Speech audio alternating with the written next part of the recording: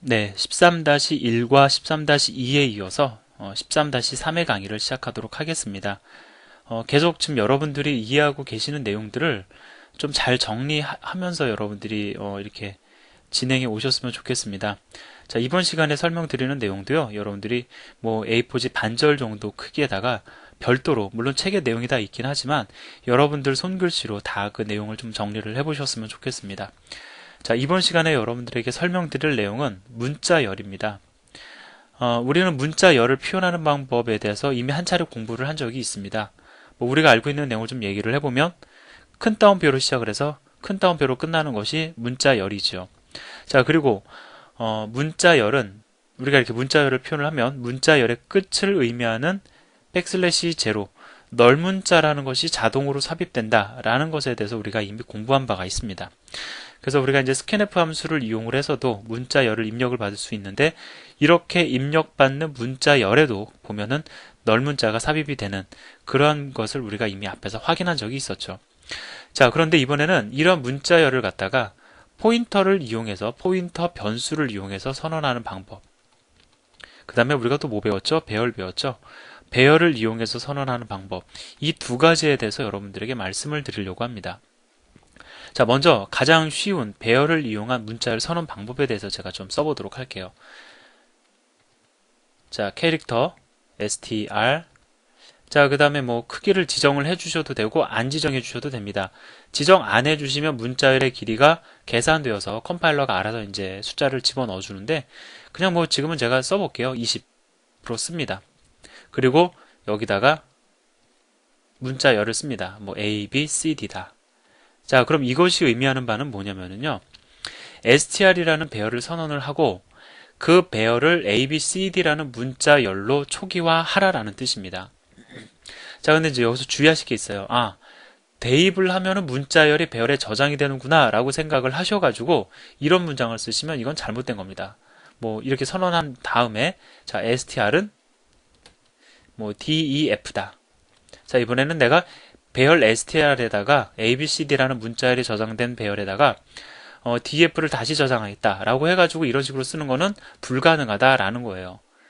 자, 그럼 여러분들 이제 궁금하실 수 있습니다. 그러면 한 차례 배열을 선언한 다음에 그 배열에 저장된 문자열을 바꾸려면 어떻게 해야 되느냐? 이 문자열, 배열에 저장된 문자열을 바꾸는 별도의 함수가 나중에 여러분들 파트 4에 가면 소개가 됩니다. 그때까지는 일단은 이러한 시도를 갖다가 안 하셨으면 좋겠어요. 자, 그러면 일단 이게 불가능한 이유에 대해서 좀 말씀을 드리면, 이건 약속입니다. 그러니까 배열을 갖다가 선언을 할 때 대변산자의 오른편에다가 이렇게 문자열을 써주시면 이 문자열이 처음 선언되는 배열에 저장된다. 이건 약속인 거예요. 그럼 얘는 왜 안 되느냐? 자, 배열의 이름은 사실 포인터죠. 포인터인데 그 값을 바꿀 수 없는 상수 형태의 포인터입니다. 따라서 이제 C 언어에서는 이 문장을 어떻게 해석을 하냐면은 df라는 문자열을 str이라는 배열에 저장해라라는 뜻으로 해석을 하는 게 아니고요. df라는 문자열을 str이라는 이 이름, 그러니까 포인터 상수죠. 이 상수에 저장해라 라는 뜻으로 해석을 하기 때문에, 이거 상수인데 어떻게 값을 저장을 합니까? 배열 이름 자체는 상수죠. 따라서 배열의 이름은 사실 대변산자의 왼편에 올 수 없다라고 제가 이미 여러분들에게 말씀을 드린 적이 있어요. 그렇기 때문에 이 문장은 허용이 안 되는 겁니다. 그래서 가장 그 일반적인 배열 선언은 바로 이런 방식입니다. 그러니까 우리가 문자열 선언 방식은 이런 방식이에요. 그러니까 문자열을 저장할 배열을 선언과 동시에 내가 문자열로, 특정 문자열로 초기화를 시켜주는 겁니다. 자, 그러면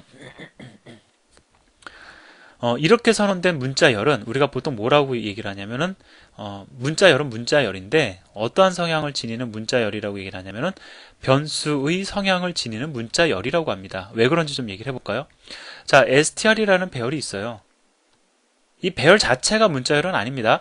이 배열에 저장된 데이터가 문자열인 거죠. 그래서 A, B, C, D, 그 다음에 널문자까지 저장이 되어 있습니다. 그런데 배열이잖아요. 배열은 변수죠, 사실상. 따라서 우리가 이렇게 해서 문자열의 일부를 바꿀 수가 있습니다. str의 제로는 뭐 f다. 자, 이렇게 해가지고 A자를 갖다가 우리가 F로 바꿀 수도 있어요. 이렇게 문자열의 일부를 갖다가 바꿀 수 있기 때문에 우리는 사실 이렇게 그 배열에 저장된 문자열은 제가 기침을 간혹 하더라도 이해를 부탁을 드리겠습니다. 그래서 이렇게 그 배열에 저장된 문자열을 가리켜 우리가 이 변수의 성향을 지니는 이제 문자열이다라고 해요. 일부를 바꿀 수 있기 때문에. 자, 그래서 이제 그 배열에 저장되는 문자열의 특성에 대해서 일단 여러분들에게 설명을 드렸는데, 문자열은 포인터를 이용해서도 선언을 할 수가 있습니다. 자, 제가 한번 써보도록 할게요. 자, 캐릭터, 포인터, str은 A, B, C, D다. 자, 이렇게 선언하는 것도 가능합니다. 자, 그러면 이번엔 어떻게 해석이 되느냐? 자, 제가 여기서 해석하는 방법에 대해서 한 차례 말씀을 드렸는데, 여기서 그 해석하는 방법과 여기서 해석하는 방법이 조금 차이가 있습니다. 자, 이 경우에는요, 이 ABCD라는 문자열이 사실상 배열에 그냥 바로 표현이 되는 거죠. 그런데 이 경우에는, 자, 한번 보세요. ABCD라는 문자열이 저장될 메모리 공간이 현재 배열을 통해서 마련이 된 상황이었습니다. 이때는. 근데 지금 오른편에 보면은 문자열이 저장될 만한 메모리 공간이 왼편에 마련이 되어 있나요? 예, 마련이 안 되어 있습니다. 따라서 ABCD라는 문자열이 왼쪽에 있는 str이라는 포인터에 저장된다? 이건 말도 안 되는 거예요. 자, 그럼 어떤 식으로 이제 처리가 되느냐? 사실 str이라는 이 포인터는 캐릭터형 포인터니까 캐릭터형 문자의 주소 값을 저장할 수 있을 뿐이죠. 자, 따라서 어떤 식으로 이제 이 경우에는 해석이 되고 처리가 되냐면, 자, 이때랑은 좀 다릅니다. ABCD라는 이 문자열이 있죠. 얘가 우리가 장소를 마련해 주지 않았기 때문에 그냥 메모리 공간에 자동 할당이 됩니다. ABCD라는 문자열이 자동으로 할당이 돼요. 지금 여기서 얘와 얘의 가장 큰 차이점은 그거예요. 우리가 할당할 메모리 공간을 미리 마련해 뒀습니다. 이 경우엔. 그래서 변수처럼 메모리 공간의 일부에 우리가 이제 문자열의 일부를 바꿀 수가 있었는데, 이 경우엔 우리가 지금 마련한 게 아닙니다. 그냥 문자열을 그냥 이렇게 썼을 뿐이에요. 그런데 이렇게 우리가 그냥 단순하게 표현하는 문자열도 메모리 공간에 저장되지 않으면 표현이 불가능하죠. 자, 따라서 얘는 자동으로 메모리 공간에 저장이 됩니다. 자, 그리고 이 자리에 뭐가 반환이 되냐면, 문자열이 그냥 단순히 저장만 되고 그 위치 정보를 우리에게 알려주지 않으면 우리가 그걸 쓸 수가 없잖아요. 그래서 이 문자열이 저장된 주소값이 이 자리로 반환이 되는 거예요. 자, 근데 문자열의 주소값이다. 그것은 사실상 문자열의 그 맨 앞문자 A의 주소값이 됩니다. 따라서 A라는 문자가 저장된 주소값이 이 자리로 반환이 됩니다. 그럼 예를 들어서 A라는 문자가 0x10번지에 저장이 됐다 라고 하면은, 일단 대입변산이 진행되기 전에 문자열이 메모리 공간에 저장이 되고요. 이게 1번이에요. 그 다음에 두 번째로 0x10이라는 값이 이 자리로 반환이 됩니다. 이 문자열을 대체하게 됩니다. 결과적으로 str이라는 포인터 변수에 저장되는 값은 0x10이라는 그 문자열의 주소값이 된다라는 것이죠. 그런데 문자열의 주소값은 문자 A의 주소값이죠. 즉 캐릭터형 데이터의 주소값이니까 캐릭터형 변수에 저장하는 것은 타당하다라고 우리가 볼 수가 있는 겁니다.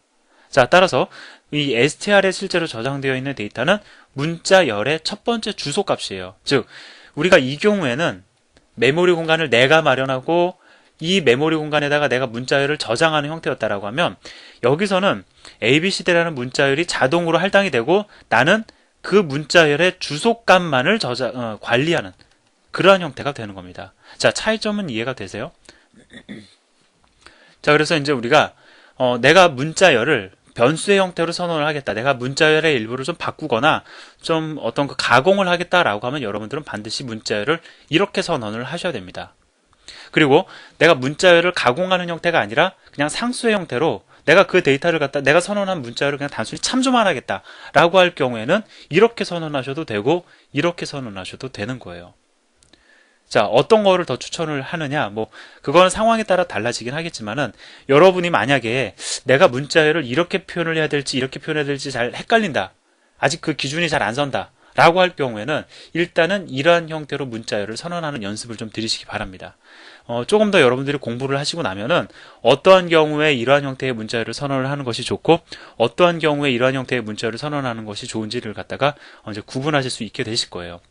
자, 이렇게 해서 두 가지 어떤 문자열 선언의 방법에 대해서 말씀을 드렸는데 뭐 어렵지 않습니다. 이것도 뭐 지금 제가 설명드린 내용을 잘 정리하시면 되고요.